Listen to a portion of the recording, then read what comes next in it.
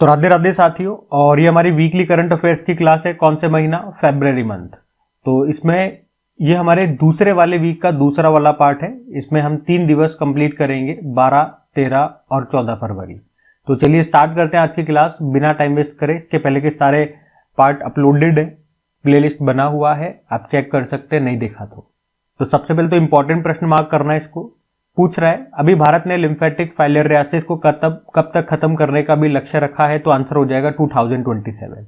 अच्छा, कौन सा रोग है ये जिसे आप कहते हो लिम्फेटिक फाइलेरियासिस, जिसे आमतौर पर एलिफेंटियासिस या शुद्ध हिंदी में बोलोगे तो हाथी पांव के नाम से भी जानते हैं। और ये किससे होता है? ये परजीवी है, नेमाटोड या राउंड वॉर्म इसे कहते हैं, इसके कारण ये होता है। और इसी को खत्म करने का हमारी सरकार का लक्ष्य है 2027 का। जेपी नड्डा जो हमारे हेल्थ मिनिस्टर है, अभी उन्होंने ये घोषणा की है। फिर अगले में पूछ रहे हैं, अभी किस देश ने हिंसा से निपटने के लिए ऑपरेशन डेविल हंट शुरू किया है? तो सही उत्तर हो जाएगा बांग्लादेश ने। तो जो बांग्लादेश की अंतरिम सरकार है उसे ने आवामी लीग के नेता, आवामी लीग जो यहाँ पे शेख हसीना की सरकार थी उनकी पार्टी का नाम है, तो आवामी लीग के नेताओं और संपत्तियों को निशाना बनाकर बढ़ती हिंसा को रोकने के लिए अभी ऑपरेशन डेविल हंट इन्होंने शुरू किया है। अभी सुरक्षा बलों ने इस ऑपरेशन के तहत 1300 से ज्यादा व्यक्तियों को अभी गिरफ्तार भी किया है। सिंपल सा याद रखना, ये ऑपरेशन आपसे पूछेगा ऑपरेशन डेविल हंट का संबंध किससे है? बांग्लादेश से। किसने शुरू किया? बांग्लादेश ने। किसके लिए? हिंसा से निपटने के लिए। फिर अगले में पूछ रहे हैं, विज्ञान में महिलाओं और लड़कियों का अंतर्राष्ट्रीय दिवस, international day of women and girls in science, ये कब मनाया जाता है? तो आंसर हो जाएगा 11 फरवरी को मनाया जाता है। थीम है विज्ञान में महिलाओं और लड़कियों के करियर की खोज, विज्ञान में उनकी आवाज। जैसे 11 फरवरी को सेफर इंटरनेट डे और एंटी स्मगलिंग डे, तस्करी विरोधी दिवस के रूप में भी मनाते हैं, ये भी ध्यान में रखना। अगला प्रश्न देखते हैं। फिर अगले में पूछ रहे हैं कि ग्लोबल लीड ग्रीन बिल्डिंग 2024 की रैंकिंग में भारत की रैंक क्या है? तो भारत इसमें तीसरे स्थान पर है। लीड का मतलब हो गया leadership in energy environment design. इसको जारी किया है यूएस ग्रीन बिल्डिंग काउंसिल ने। तो इसका मतलब ये हो गया आजकल जो बिल्डिंग्स बन रही है वो कितना एनर्जी एफिशिएंट हो रही है, उनकी जो डिजाइनिंग है वो एनवायरनमेंट को ध्यान में रख करके बनाई जा रही है, नहीं जा रही है। मतलब उस बिल्डिंग के बनने पे इस तरह से उसका स्ट्रक्चर डिजाइन किया गया हो कि उसमें ऊर्जा का खपत कम से कम हो, और जो रेनी वाटर होता है उसका हम कंजर्वेशन बढ़िया से मतलब कंजर्वेशन कर सके, इस तरह से उसका डिजाइन दिया गया हो। तो उसी मामले में ये रैंकिंग है। तो इस मामले में भारत को तीसरे स्थान पर रखा है और पहले स्थान पे चाइना को रखा है। मतलब चाइना में एनर्जी एफिशिएंट डिजाइन्स जो बिल्डिंग्स की है वो तैयार की जा रही है। दूसरे स्थान पे कनाडा को रखा है और तीसरे पे भारत को रखा है। किसने जारी किया ये मैंने आपको बता दिया, ये ध्यान में रखना। अगला देखते हैं। फिर अगले में पूछ रहे कृत्रिम प्रकाश संश्लेषण यानी कि आर्टिफिशियल फोटोसिंथेसिस का उपयोग करके अंतरिक्ष में रॉकेट ईंधन के लिए किसने अभी ऑक्सीजन का निर्माण किया है? तो इसका भी उत्तर हो जाएगा चाइना। फोटोसिंथेसिस रिएक्शन में आपको पता है क्या होता है? प्रकाश संश्लेषण प्रक्रिया में, जैसे कि ये आपका प्लांट हो गया, ये आपका पेड़ पौधा हो गया, ठीक है, ये जमीन से क्या लेता है? वाटर यानी कि H2 की सप्लाई ले लेगा, और एनवायरनमेंट से क्या ले लेगा? ये CO2 ले लेगा। और सनलाइट की प्रेजेंस में, सूर्य की किरणों की प्रेजेंस में ये अपना फूड बनाएगा जिसे हम ग्लूकोज कहते हैं, C6H12O6, और फाइनल प्रोडक्ट हमें क्या मिल जाएगा? ऑक्सीजन। ये एनवायरनमेंट में वापस से छोड़ देगा। तो अगर हम मोटा मोटा देखेंगे, अगर यहां से आप इसको ये पैक कर दोगे तो आप क्या देखोगे? ये प्लांट ने एनवायरनमेंट से CO2 ले लिया और एनवायरनमेंट में क्या छोड़ दिया? ऑक्सीजन छोड़ दिया। ये फोटोसिंथेसिस प्रक्रिया है सनलाइट की प्रेजेंस में जो होती है। तो इसी को आर्टिफिशियल रूप से अभी तैयार किया और इससे ऑक्सीजन तैयार कर ली है इन्होंने। कितने? चाइना वालों ने। और इस ऑक्सीजन का जो इस्तेमाल है कहां पे किया जाएगा? रॉकेट के ईंधन के लिए किया। भाई रॉकेट में जो फ्यूल होता है वो बर्न होता है, और बर्न होने के लिए क्या चाहिए? ऑक्सीजन चाहिए। तो वहां पे रॉकेट के ईंधन को बर्न करने के लिए इस ऑक्सीजन का इस्तेमाल किया जाएगा, जो कि आर्टिफिशियल फोटोसिंथेसिस के थ्रू तैयार की है चाइना के वैज्ञानिकों ने। ये इसका मतलब हो गया। बात समझ में आ गई? ठीक है, अगला देखते हैं। फिर अगले में पूछ रहे अभी रक्षा उद्योग में 100% FDI प्राप्त करने वाली पहली कंपनी कौन सी बन गई है? पहली कंपनी इन्होंने बता दिया, साफ बन गई है। ये पूछ लिया किस देश की है ये कंपनी? तो इसका सही उत्तर हो जाएगा स्वीडन की है। देखो भारत में जो FDI आता है, FDI मतलब फॉरेन डायरेक्ट इन्वेस्टमेंट, ये दो तरीके से आता है। या तो ऑटोमेटिक रूट के थ्रू आता है, मतलब इसमें आपको सरकार की, गवर्नमेंट की, किसी की परमिशन नहीं चाहिए होती है, लेकिन इसमें मैक्सिमम जो FDI है वो 74% ही रहता है, ये लिमिट है। ठीक है, विदेशी जो कंपनी है, जो व्यक्ति है, वो इतना निवेश कर सकते हैं भारत में। और दूसरा जो रूट है वो परमिशन रूट है, सरकारी मार्ग है, जिसमें आपको परमिशन लेनी पड़ेगी एक बार सरकार से। लेकिन अगर एक बार आपको परमिशन मिल जाती है तो फिर आप 100% तक यहाँ पे निवेश कर सकते हो। 100% फॉरेन डायरेक्ट इन्वेस्टमेंट आ सकता है। तो दो तरह के रूट हो गए। तो अभी इसी रूट के थ्रू स्वीडन की एक कंपनी है साब, इसको भारत में 100% निवेश की मंजूरी मिल चुकी है। और ये पहली बार है जब भारत में किसी विदेशी कंपनी को रक्षा के क्षेत्र में, हमने कहा ना डिफेंस, रक्षा के क्षेत्र में 100% एफडीआई की मंजूरी दी गई हो। तो अब ये भारत में साब FFV इंडिया नाम से एक कंपनी डालेगा, भारत में कंपनी खुलेगा, जिसमें ये क्या बनाएंगे, तो इसमें ये कार्ल गुस्ताफ M4 सिस्टम बनाएंगे। ये क्या होता है, तो आपने देखा होगा कंधे पर रखकर दागे जाने वाले रॉकेट सिस्टम होते हैं, ये उन्हीं को ये कहा जाता है। तो ये यहाँ पे ये डेवलप्ड करेंगे भारत में। और अपना ये प्लांट अभी कहा जा रहा है ये हरियाणा में खोलने की उम्मीद है, हरियाणा में खोलेंगे ये अपना प्लांट। ठीक है, कौन सी कंपनी है, साब कंपनी, स्वीडन की कंपनी, 100% डिफेंस के सेक्टर में भारत में इन्होंने FDI किया है। और कंपनी का नाम मैंने आपको बता दिया, क्या बनाएंगे यहाँ पे ये भी मैंने आपको बता दिया। और अभी बजट में हमने पढ़ा था, जो याद रखना इंश्योरेंस सेक्टर है उसमें भी FDI को 74% से बढ़ा करके 100% कर दिया है, ये भी आप ध्यान रखना। फिर अगले में पूछ रहे हिंदुस्तान एरोनॉटिकल लिमिटेड ने उन्नत हिंदुस्तान जेट ट्रेनर 36 का नाम बदलकर क्या कर दिया है, तो आंसर हो जाएगा यशस कर दिया है। तो हिंदुस्तान एरोनॉटिकल लिमिटेड ने अपने प्रमुख जेट प्रशिक्षण विमान हिंदुस्तान जेट ट्रेनर 36, जिसे आप शॉर्ट में बोलोगे HJT 36, इसका नाम बदल दिया, नाम बदल के यशस इन्होंने कर दिया है। हिंदुस्तान एरोनॉटिकल लिमिटेड की बात करें, स्थापना होती है 1940 में, बेंगलुरु में मुख्यालय है, CMD है DK सुनील। ये भारत की 14वीं महारत्न कंपनी है। ठीक है, तो इतना ध्यान रखना। अगला देखते हैं। फिर पूछ रहे अभी वनडे इतिहास में दूसरे सबसे ज्यादा छक्के लगाने की उपलब्धि हासिल करने वाले खिलाड़ी कौन बन गए, तो आंसर हो जाएगा रोहित शर्मा बन गए। तो रोहित शर्मा अभी वनडे इतिहास में दूसरे सबसे ज्यादा छक्के लगाने वाले खिलाड़ी बन गए हैं। उन्होंने 338 छक्के लगाए और इस तरह से क्रिस गेल के रिकॉर्ड को उन्होंने पीछे छोड़ दिया। ये अभी भी दूसरे स्थान पर है। तो पहले स्थान पर कौन है, शाहिद अफरीदी है, 351 छक्के उनके नाम है। और अब जल्दी रोहित शर्मा इनको भी पीछे छोड़ देंगे। जब भी छोड़ेंगे डेली करंट अफेयर्स की क्लास में मैं आपको अपडेट कर ही दूंगा। ठीक है, अभी अगले प्रश्न की ओर बढ़ते हैं। फिर अगले में पूछ रहे अभी रिलायंस ने मुरलीधरन के साथ मिलकर के किस नाम से स्पोर्ट्स ड्रिंक लॉन्च किया है, तो उस ड्रिंक का नाम स्पिनर है, याद रखना। रिलायंस ने अभी श्रीलंका के क्रिकेटर मुथैया मुरलीधरन के साथ मिलकर के एक स्पोर्ट्स ड्रिंक लॉन्च किया है, स्पिनर इसका नाम है। ये काफी किफायती भी है, मतलब सस्ती है, जो दूसरी स्पोर्ट्स ड्रिंक आती है उनके मुकाबले काफी सस्ती है। स्पिनर याद है नाम, बस ये याद रखना। स्पिनर से मैंने एक आपको ऑटोबायोग्राफी याद करवाई थी, शेन वॉन की ऑटोबायोग्राफी है, उसका नाम है नो स्पिन, वो भी आपको याद आएगा।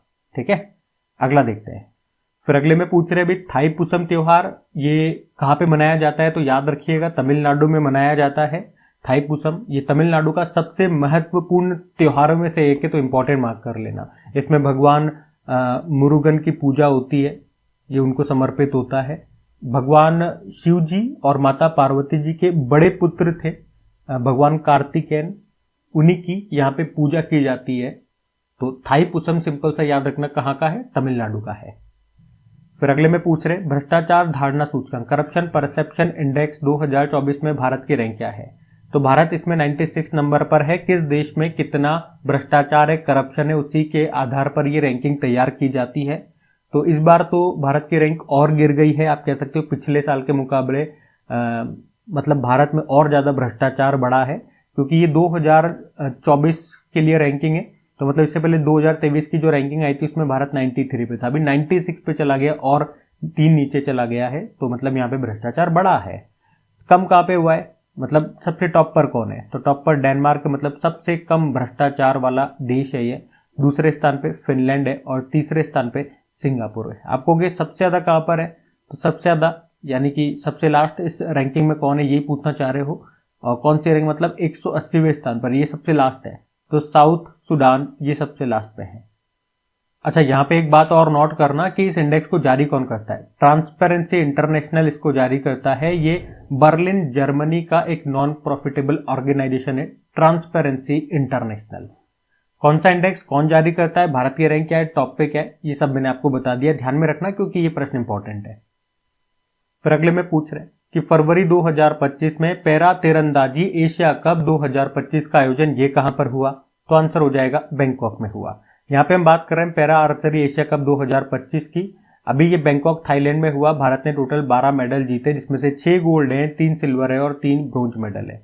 6 गोल्ड किन किन ने जीते मैंने यहाँ पे लिस्ट लगा दी, सबके नाम लिख दिए, एक बार आप रीड कर सकते हैं चाहो तो। बाकी ये तो याद रख लेना कहाँ पे हुआ, बैंकॉक थाईलैंड में हुआ है। ठीक है, अगले प्रश्न की ओर बढ़ते हैं। देखो अगले में क्या पूछ रहे हैं, अभी 14वीं एशियाई मत्स्य पालन और जलीय कृषि फोरम बैठक का आयोजन ये कहाँ पे किया गया? तो आंसर हो जाएगा भारत में किया गया।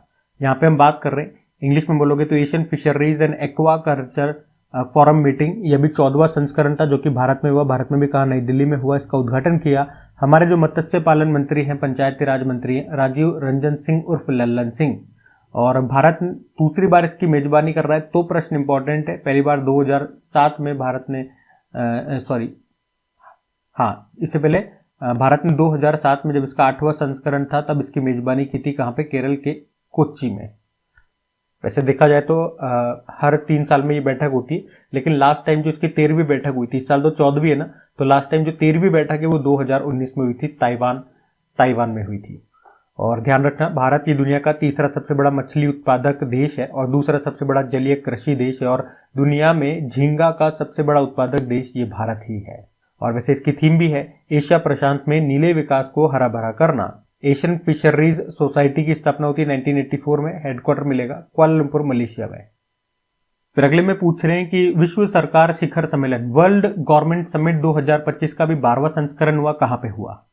तो सही उत्तर होगा यूनाइटेड अरब अमीरात में हुआ। तो वर्ल्ड गवर्नमेंट समिट की बात हो रही है, इस बार इसका 12वां संस्करण हुआ कहां पे? दुबई यूएई में हुआ। थीम क्या थी? भविष्य की सरकारों को आकार देना, शेपिंग फ्यूचर गवर्नमेंट। और यहाँ पे भारत को रिप्रेजेंट किया हमारे जो पर्यावरण मंत्री हैं भूपेंद्र यादव ने। याद रखना कहां पे? यूएई में। यहीं पे होता है वैसे हर बार, इस बार 12वां संस्करण था। फिर अगले में पूछ रहे राष्ट्रीय उत्पादकता दिवस ये कब मनाया जाता है? National productivity day. तो याद रखेंगे आप 12 फरवरी को होता है। थीम है from ideas to impact protecting intellectual property for competitive startup. और 12 से लेके 18 फरवरी तक हमने राष्ट्रीय उत्पादकता सप्ताह के रूप में भी मनाया, ये भी ध्यान रखना। फिर पूछ रहे हैं अगले वैश्विक एआई शिखर सम्मेलन की मेजबानी ये कौन सा देश करेगा? तो आंसर हो जाएगा भारत। और ऐसा कहां पे कहा गया? अभी आपको याद होगा जो 3rd नंबर का जो वैश्विक एआई समिट हुआ कहां पे हुआ? फ्रांस में हुआ, हमने पढ़ा भी था। इसको को होस्ट किया था भारत ने। प्रधानमंत्री नरेंद्र मोदी ने सह मेजबानी की थी इमैनुअल मैक्रोन के साथ। तो वहीं पर प्रधानमंत्री नरेंद्र मोदी ने कहा कि भारत अगले एआई शिखर सम्मेलन की मेजबानी करेगा इस बार, यानी कि 2025 में ये इसका तीसरा संस्करण था। आपको बता दूं जिसका पहला संस्करण था वो 2023 में हुआ था। कहां पे हुआ था वो? यूके ब्लेचले में हुआ था। और दूसरा एडिशन 2024 में हुआ था साउथ कोरिया के सियोल में। और अभी जो तीसरा एडिशन है वो फ्रांस में हुआ, पेरिस फ्रांस में। और अगला बोला जा रहा है भारत में होगा। बाकी और कभी भविष्य में कोई और न्यूज निकल के आती है इससे संबंधित तो वो मैं आपको बताऊंगा। अभी बस इतना ही कहा गया है। इसमें ना तो ईयर बताया ना एडिशन बताया कि 4th वाला होगा, 5th वाला होस्ट करेगा, कौन सा होस्ट करेगा। बस जो शब्द वहां पे बोले गए वो मैंने आपके सामने रख दिए। कुछ और अपडेट आता है इससे रिलेटेड तो वो आपको करंट में मैं आपको बता दूंगा। ठीक है, अभी इतना ध्यान रखें। अगला देखते हैं। फिर अगले में पूछ रहे हैं अभी WTA मुंबई ओपन 2025 में एकल खिताब किसने जीता है? तो आंसर हो जाएगा जिल टेकमैन ने। अब यहां यूं मत सोचना एकल सिंगल पूछा, ना वुमेन सिंगल ना मेन सिंगल, कौन सा सिंगल? तो यहाँ पे लिख दिया है पहले ही WTA वुमेन टेनिस एसोसिएशन, मतलब यहाँ पे हम वुमेन्स की ही बात कर रहे हैं। WTA जो वुमेन्स का टूर्नामेंट होता है उसी का आयोजन करते हैं। इसी तरह से ATP आपने सुना होगा, एसोसिएशन टेनिस प्रोफेशनल, ये मेंस वाला ही आयोजन करता है। तो यहाँ पे अगर मैं ATP डाल करके आपसे बोलूं सिंगल्स बताइए किसने जीता, मतलब मैं बात कर रहा हूँ मेंस सिंगल्स की। बात समझ में आ गई? तो यहाँ पे केवल महिलाओं का टूर्नामेंट हुआ, जैसे कि वुमेन सिंगल और वुमेन्स डबल। तो वुमेन सिंगल में आपको बता रहा हूँ इसको जिल टेकमैन ने जीत लिया है। और ये कहाँ की है? अच्छा पहले तो ये बात कर लें, ये जो मुंबई ओपन है टेनिस टूर्नामेंट ये हुआ कहाँ पे? मुंबई महाराष्ट्र में हुआ। तो वुमेन सिंगल जीता जिल टेकमैन ने, ये स्विट्जरलैंड की है। इन्होंने हराया मनानचया सवांगकाउ थाईलैंड को। और ये भी ध्यान रखना, मुंबई ओपन भारत में आयोजित होने वाला एकमात्र WTA प्रतियोगिता है। इस बार इसका ये चौथा संस्करण हुआ। हार्ड कोर्ट पे ये खेला जाता है। अच्छा, एक प्रश्न मैंने आपसे पूछा भी था कि 2024 का WTA फाइनल ये किसने जीता था, तो अभी मैं आपको बता देता हूँ। कोको गॉफ ने जीता था, जो कि अमेरिकी है। और जो इसमें विजेता रहता है उसको कौन सी ट्रॉफी मिलती है? बिली जीन किंग ट्रॉफी दी जाती है। ठीक है, ये भी ध्यान रखना। अब अगला देखते हैं। फिर अगले में पूछ रहे हैं, अभी हाल ही में देश का पहला स्वचालित जैव चिकित्सा अपशिष्ट उपचार संयंत्र जिसका नाम है सृजनम, ये कहां पर शुरू हुआ? तो आंसर हो जाएगा नई दिल्ली में। तो हमारे जो केंद्रीय मंत्री हैं डॉक्टर जितेंद्र सिंह, अभी उन्होंने एम्स दिल्ली में भारत के पहले स्वदेशी स्वचालित जैव चिकित्सा अपशिष्ट उपचार संयंत्र जिसका नाम सृजनम है, इसको शुरू किया है। मतलब क्या होगा इसमें?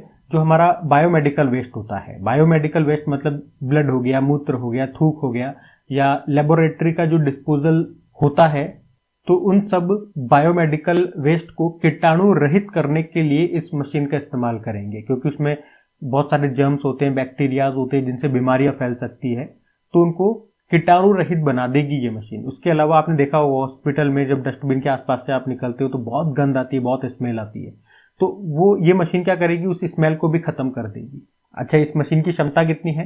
तो दिन भर में 400 किलोग्राम आप बायोमेडिकल वेस्ट यहाँ पे डाल सकते हो, उसको ये मैनेज कर सकता है। क्या कैपेसिटी? 400 kilogram per day. तो ध्यान रखिएगा इसको, ये अच्छा प्रश्न है।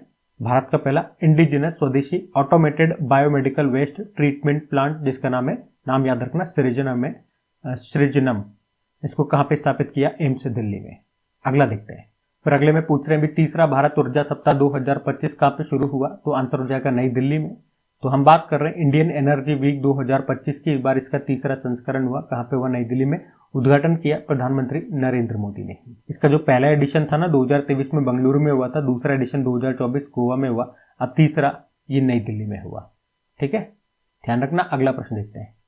फिर अगले प्रश्न में पूछ रहे हैं अभी 91वीं बिलियर्ड्स और स्नूकर राष्ट्रीय चैंपियनशिप 2024 को किसने जीता? तो आंसर होगा पंकज आडवाणी ने। अच्छा, ये जो 91वें नंबर की बिलियर्ड्स और स्नूकर राष्ट्रीय चैंपियनशिप हुई अभी, ये कहां पर हुई? याद रखना, इंदौर में हुई है और इसको पंकज आडवाणी ने जीत लिया। आप कह सकते हो पंकज आडवाणी ने 36वीं बार राष्ट्रीय बिलियर्ड्स और 10वीं बार स्नूकर खिताब जीता है। और ये डेटा भी आप ध्यान रखना, अभी एशियाई स्नूकर चैंपियनशिप का आयोजन ये किया गया कहां पे? 15 फरवरी को शुरू हुआ। कहां पे? दोहा, कतर में। बाकी प्रश्न इतना ही था। ये चैंपियनशिप है, कहां पे हुई और किसने जीत लिया? पंकज आडवाणी ने। अगला प्रश्न देखते हैं। और ये अगला प्रश्न सबसे इंपॉर्टेंट है कि अभी हाल ही में किसे ग्लोबल टीचर प्राइज से सम्मानित किया गया? तो सही उत्तर हो जाएगा मंसूर अल मंसूर को। अब ये कहाँ के टीचर है? तो सऊदी अरब के ये एक टीचर है, नाम है मंसूर अल मंसूर, और इन्हीं को ग्लोबल टीचर प्राइज से भी सम्मानित किया गया है। कितने रुपए मिले पुरस्कार के रूप में? $1 मिलियन मिले। ये एक लेखक भी है, अनाथ बच्चों की शिक्षा के लिए भी ये काम करते हैं। और किस कारण से इनको ये ग्लोबल टीचर अवार्ड मिला है? तो चैरिटी कार्यों और कैदियों को शिक्षा देने के लिए इनको ये सम्मान मिला है। आपको बता दूं, ये 2024 में ये किसी को नहीं दिया गया था। 2023 में ये किसे दिया गया था? सिस्टर जैफ को, जो कि एक पाकिस्तान की है। और रणजीत सिंह दिसाले, ये एक भारतीय है, इनको भी ग्लोबल टीचर प्राइज मिल चुका है। और ये बात है कब की? 2020 की। 2020 में इनको मिला था। ठीक है, तो अभी वाला लेटेस्ट वाला भी बता दिया, पिछला वाला भी बता दिया, जो भारतीय थे वो भी मैंने आपको बता दिया कब मिला था। याद रखना सब। अगला प्रश्न देखते हैं, बहुत अच्छा प्रश्न है ये। फिर अगले में देखो क्या पूछ रहे हैं, अभी आईसीसी चैंपियंस ट्रॉफी 2025 का राजदूत किसे नियुक्त किया गया है? तो आंसर हो जाएगा शिखर धवन को। तो अभी आईसीसी ने मेंस चैंपियंस ट्रॉफी 2025 के लिए 4 राजदूतों को, एम्बेसडर्स को चुना है। उसमें से एक भारतीय भी है, कौन? शिखर धवन। इसके अलावा बाकी 3 कौन है? तो तीनों भी मैं आपको बता दूं, पाकिस्तान के सरफराज अहमद, ऑस्ट्रेलिया के शेन वॉटसन, न्यूजीलैंड के टिम दाऊदी और एक भारतीय शिखर धवन है। आईसीसी चैंपियंस ट्रॉफी की भी थोड़ी सी बात कर ले। इस बार ये इसका नवा संस्करण है और 19 फरवरी को ये शुरू हुआ और 9 मार्च तक ये चला। कहाँ पे? मुख्य रूप से पाकिस्तान में। पाकिस्तान और यूएई में हो रहा है। मतलब भारत के जो मैचेस होंगे ना वो यूएई में होंगे, क्योंकि भारत पाकिस्तान नहीं जाएगा। तो भारत के जो भी मैच करवाने होंगे दुबई यूएई में कराने होंगे, बाकी सारे मैचेस पाकिस्तान में होंगे। आपसे अगर कभी पूछ लेना आईसीसी चैंपियंस ट्रॉफी पहली बार कब और कहां पे हुआ था, तो 1998 में हुआ था, क्योंकि इस बार नवा संस्करण है। पहला संस्करण 1998 में हुआ था और वो हुआ था बांग्लादेश में। उसको साउथ अफ्रीका ने जीत लिया था, वेस्ट इंडीज को हरा दिया था। अब कोई आपसे बोले इसका लास्ट एडिशन 8वां एडिशन कब कहाँ हुआ था, तो 2017 में हुआ था। पूछोगे कहाँ पे हुआ था, तो इंग्लैंड और वेल्स में हुआ था। और उसको किसने जीता था, पाकिस्तान ने जीत लिया था, और उस टाइम भारत उपविजेता रहा था। ठीक है, ये भी मैंने आपको बता दिया, ध्यान में रखना। अगला देखते हैं अभी, ये रही वो लिस्ट आईसीसी चैंपियंस ट्रॉफी की, जो मैंने अभी आपको बताया, पहला लास्ट एडिशन और अभी नवा 2025 वाला। अगला देखते हैं। अगले में पूछ रहे हैं भ्रष्टाचार के लिए आईसीसी के द्वारा प्रतिबंधित पहली महिला क्रिकेटर कौन बन गई है, तो ये बन गई है सोहेली अख्तर। और ये है कहाँ की, तो ये बांग्लादेश की है। भ्रष्टाचार किया इन्होंने और उसी का दोषी इन्हें पाया गया और 5 साल का प्रतिबंध लगा दिया क्रिकेट के सभी फॉर्मेट में। एक तरह से उनका करियर ही खत्म हो गया क्रिकेट में। तो सोहेली अख्तर का नाम याद रखना, अच्छा प्रश्न है ये भी। अगला देखते हैं। अच्छा, इसी तरह से ये अंशुला राव का नाम भी हमने करंट अफेयर्स में पढ़ा था, मैं आपको रिवाइज करवा दूं। डोप प्रतिबंध पाने वाली ये पहली महिला क्रिकेटर बनी थी, मध्य प्रदेश की ऑलराउंडर है। मतलब डोपिंग के जो नियम है उनका उल्लंघन इन्होंने किया था, इन्होंने तो भ्रष्टाचार किया। ठीक है, दोनों अलग अलग है। अगला देखते हैं। फिर अगले में पूछ रहे हैं अभी जनवरी महीने के लिए ICC women's player of the month किसे चुना गया, तो बेथ मुनी को चुना गया है, ये ऑस्ट्रेलिया की है। उसी तरह से जनवरी के लिए ही ICC men's player of the month किसे चुना गया, जोमेल वार्रिकन को चुना गया, वो वेस्ट इंडीज के हैं। ठीक है, दोनों मैंने आपको बता दिए, ध्यान में रखना। अगला देखते हैं। अगले में पूछ रहे हैं अभी आईफा अवार्ड्स 2025 में भारतीय सिनेमा में उत्कृष्ट उपलब्धि पुरस्कार से किसे सम्मानित किया जाएगा, तो सही उत्तर हो जाएगा राकेश रोशन को। तो फिल्म एक्टर और फिल्म निर्माता है राकेश रोशन, और अभी उन्हीं को आईफा अवार्ड्स 2025 में outstanding achievement in Indian cinema यानी कि भारतीय सिनेमा में उत्कृष्ट उपलब्धि पुरस्कार से सम्मानित किया जाएगा। बात करें इस बार के जो आईफा अवार्ड से, ये कब और कहां पर होंगे, इस बार याद रखना इसका 25वां संस्करण है, सिल्वर जुबली है, जो होगा कहां पे, राजस्थान की कैपिटल जयपुर में। और अच्छी बात मैं आपको बता दूं, ये इसलिए इंपॉर्टेंट हो जाता है क्योंकि आईफा अवार्ड्स नाम तो आपने बहुत बार सुना होगा, टीवी में भी देखा होगा, सीने आईफा अवार्ड, ये दूसरी बार हो रहा है भारत में। इससे पहले लास्ट टाइम ये 2019 में हुआ था, तब ये मुंबई में हुआ था, वरना हमेशा विदेशों में ही होता है ये भी मैंने आपको बता दिया, ध्यान में रखना। अगला देखते हैं। फिर अगले में पूछ रहे हैं अभी किस राज्य ने मृदा स्वास्थ्य को बढ़ावा देने के लिए हर खेत स्वस्थ खेत को लॉन्च किया है, तो आंसर हो जाएगा हरियाणा ने ऐसा किया है। और उद्देश्य क्या है, मृदा स्वास्थ्य में सुधार करना और टिकाऊ खेती को बढ़ावा देना। इसी के लिए हरियाणा सरकार ने अभी राज्य में हर खेत स्वस्थ खेत नाम से एक अभियान शुरू किया है। अभियान में होगा क्या, अगले 3 से 4 सालों में राज्य के हर खेत से मिट्टी के सैंपल कलेक्ट किए जाएंगे और सभी किसानों को मृदा स्वास्थ्य कार्ड जारी किए जाएंगे। मृदा स्वास्थ्य कार्ड योजना याद रखना, ये 19 फरवरी 2015 को आई थी। मोदी जी ने इसको लॉन्च किया था, कहां से, राजस्थान के सूरतगढ़ से। और 19 से ही याद रख लेना मृदा स्वास्थ्य कार्ड दिवस होता है, जबकि विश्व मृदा दिवस 5 दिसंबर को होता है। अगला देखते हैं। फिर अगले में पूछ रहे हैं हमारे जो उपराष्ट्रपति हैं जगदीप धनखड़ जी, इन्होंने किसकी बुक आई एम को अभी लॉन्च किया है, तो ये गोपीचंद हिंदुजा है। अच्छा, मुझे एक बात बताओ, गोपीचंद थोटाकुरा, मेरे को ये नाम याद आ रहा है, गोपीचंद थोटाकुरा, यहाँ तो हम गोपीचंद हिंदुजा पढ़ रहे हैं, लेकिन गोपीचंद थोटाकुरा नाम हमने किसके लिए पढ़ा था, कौन है गोपीचंद थोटाकुरा, क्यों नाम उनका नाम न्यूज में रहा था, ये आपके लिए होमवर्क प्रश्न दे रहा हूं मैं। बाकी ये वाले जो गोपीचंद हिंदुजा हैं, तो ये हिंदुजा ग्रुप के चेयरमैन हैं और अभी इन्होंने ये बुक लिखी है आई एम, और इसी को लॉन्च किया हमारे वाइस प्रेसिडेंट जगदीप धनखड़ ने, ये आप ध्यान रखो। फिर अगले में पूछ रहे हैं राष्ट्रीय महिला दिवस नेशनल वुमेन्स डे कब मनाया जाता है, तो आंसर हो जाएगा 13 फरवरी को मनाया जाता है। 13 फरवरी को किनकी जयंती होती है, भारतीय कोकिला सरोजिनी नायडू जी की जयंती होती है, जो आप जानते हो भारत की पहली महिला राज्यपाल रही, भारतीय राष्ट्रीय कांग्रेस की पहली भारतीय महिला अध्यक्ष रही थी। किस अधिवेशन की इन्होंने और कब अध्यक्षता की थी, तो 1925 में कानपुर अधिवेशन। और एनी बेसेंट के बाद भारतीय राष्ट्रीय कांग्रेस की दूसरी महिला अध्यक्ष ये बनी थी, और उन्हें नाइटिंगेल ऑफ इंडिया या भारत कोकिला के नाम से भी जाना जाता है। वे ब्रिटिश संसद को संबोधित करने वाली पहली भारतीय महिला भी थी, और उन्हीं की जयंती को नेशनल वुमेन्स डे मनाते हैं 13 फरवरी, याद रखना। वैसे 13 फरवरी को वर्ल्ड रेडियो डे भी है, थीम है रेडियो एंड क्लाइमेट चेंज। ठीक है, तो ये भी ध्यान में रखना। अगला प्रश्न देखते हैं। अच्छा, अब देखो, यहां तो हमने बात करी है नेशनल वुमेन्स डे की, आप लोग मुझे बताना इंटरनेशनल वुमेन्स डे ये हम कब सेलिब्रेट करते हैं, ये आपके लिए एक और होमवर्क प्रश्न आ गया। अगला देखते हैं हम। अगले में पूछ रहे हैं भी किसने मित्र नाम से एक प्लेटफॉर्म लॉन्च किया है, तो सही उत्तर हो जाएगा सेबी ने लॉन्च किया है। मित्र का मतलब हो गया mutual fund investment tracing and retrieval assistant, तो सेबी ने ये जो प्लेटफॉर्म लॉन्च किया है मित्र, इसका उद्देश्य क्या है? निष्क्रिय या बिना दावे वाले वो जो म्यूचुअल फंड फोलियो है उनको ट्रैक किया जाएगा, उन्हें वापस पाने में निवेशकों की मदद की जाएगी जिन्हें निवेशक इन्वेस्टर भूल गए हैं। तो इसका नाम मित्र है, सेबी ने लॉन्च किया। सेबी की अगर बात कर ले, security and exchange board of India, स्थापना वैसे तो भारत सरकार ने 1988 में कर दी थी, लेकिन आधिकारिक तौर पर सेबी को कानूनी मान्यता कब मिलती है? 1992 में। हेडक्वार्टर मुंबई में है। अध्यक्ष है माधवीपुरी बुच, याद रखना ये यहाँ की पहली महिला अध्यक्ष है। बाकी ये थी आज की हमारी करंट अफेयर्स की क्लास। कमेंट करके जरूर बताइएगा सेशन आपको कैसा लग रहा है, और वीडियो अगर अभी तक आपने लाइक नहीं किया प्लीज वीडियोस को लाइक जरूर कीजिए, अपने दोस्तों के साथ में स्टडी ग्रुप में शेयर जरूर कीजिएगा। तो आज के लिए इतना ही रखते हैं। राधे राधे।